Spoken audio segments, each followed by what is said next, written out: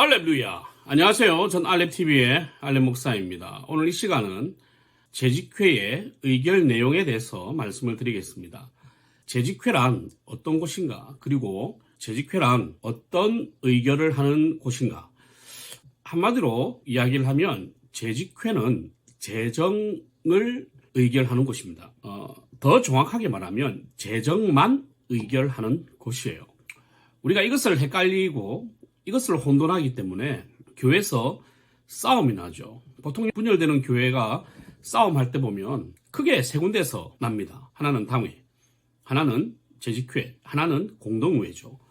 그런데 사실은 공동의회에서는 큰 싸움이 나지 않아요. 왜냐하면 지금 싸움하고자 하는 사람과 싸움의 대상이 공동의회에 그렇게 많지 않거든. 상관없는 사람들이 많이 있단 말이에요. 그러니까 지금 싸움을 거는 입장에서도 사람들한테 이미지 관리를 해야 되기 때문에 공동의회에서는 잘 싸우지 않아요. 하지만 재직회에서는 나 아니면 적이야. 그러니까 재직회에서 싸워요. 그런데 사실 여러분 이걸 잘 기억하셔야 되는데 그래 싸우잖아요. 그러면 교회 법에는요 현행범이라는 게 있어요. 바로 그 자리에서 당회장이 질의를 할 수 있어요.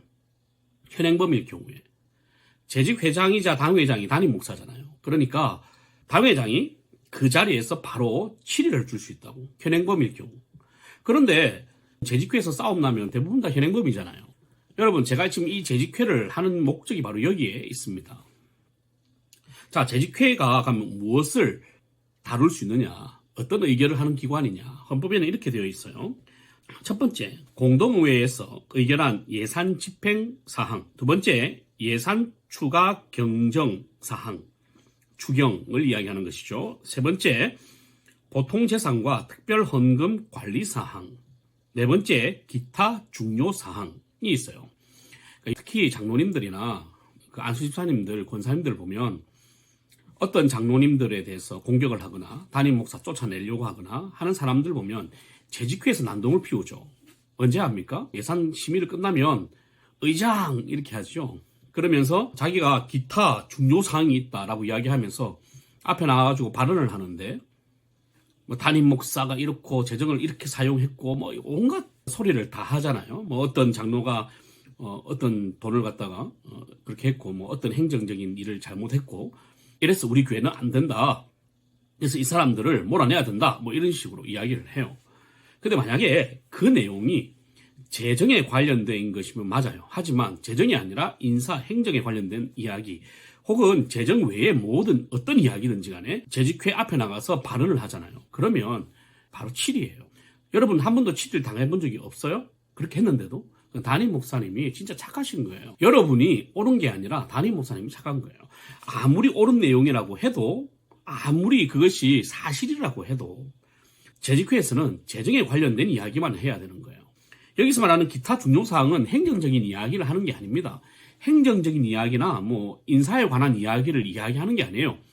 인사에 대한 부당한 이야기를 하는 곳이 아니라고. 그리고 뭐 교회 문제에 대해서 제기하는 그런 것도 아니에요. 다루지 못한 기타 중요한 재정적인 사항이 있으면 이야기하라 이 말인 겁니다. 보통 앞에 나가가지고 이야기하시는 분들 문제 삼고 교회 시끄럽게 하는 사람들 보면 재정적인 이야기를 잘 하지 않죠. 뭐 이런 이야기는 괜찮아요. 뭐 목사님이, 장로님이, 어떤 집사님이, 권사님이 돈을 이렇게 썼더라. 근데 돈이 맞는지, 지출 그게 맞는지 확인해 봐야 된다. 뭐 그런 이야기는 할 수 있어요.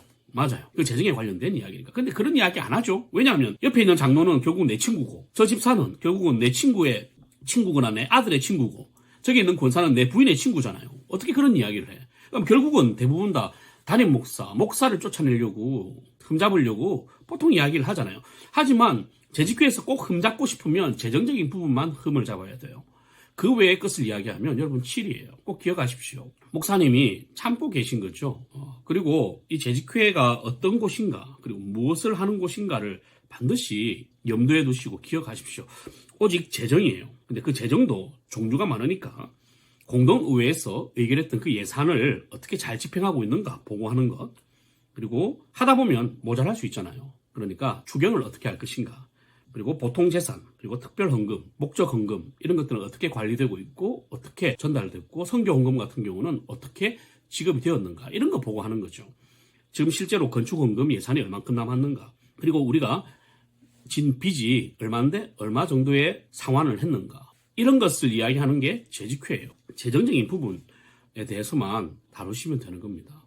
제발 재직회가 싸울 수 있는 장소가 아니에요.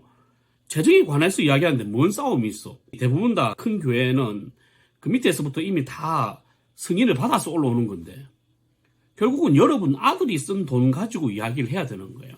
여러분 자녀들이 쓴 돈 가지고 이야기를 해야 되는 거예요. 그러니까 싸울 일이 없어 사실은. 그리고 담임 목사는요 결제를 하지만 중간에 이미 다 승인을 받아서 올라온 거에 대해서 최종 결제하는 거예요. 그것을 다 살펴보면 좋겠지만 위임하고 맡겨둔 상황에서 실제로 돈을 유용하거나 아니면 항목을 바꾸거나 하지 않는 이상은 그 재정 안에서 예산 안에서 쓰는 부분에 대해서는 크게 관여를 하지 않습니다. 왜? 잘 쓰고 있고 잘 사역하고 있으니까 성도를 믿으니까. 그런데 중요한 거는 성도는 담임 목사를 못 믿어요. 그게 문제인 거죠. 물론 못 믿을 만한 이유는 있겠지만 그래 따져보면 여러분도 못 믿을 만한 이유가 많은 사람이잖아요. 그러니까 서로 신뢰하고 재직회에서 담임 목사도 이 재직원들 그리고 사역하는 모든 사람들을 신뢰하고 사역하는 사람들과 재직들도 담임 목사를 신뢰하고 서로 이해하고 하나님 나라를 이 재정으로서 거룩하게 세워 가셨으면 좋겠습니다. 제발 재직회에서 싸움하지 마세요. 그리고 제발 재직회에서 서로 비난하지 마세요. 하나님이 지켜보고 계십니다. 할렐루야.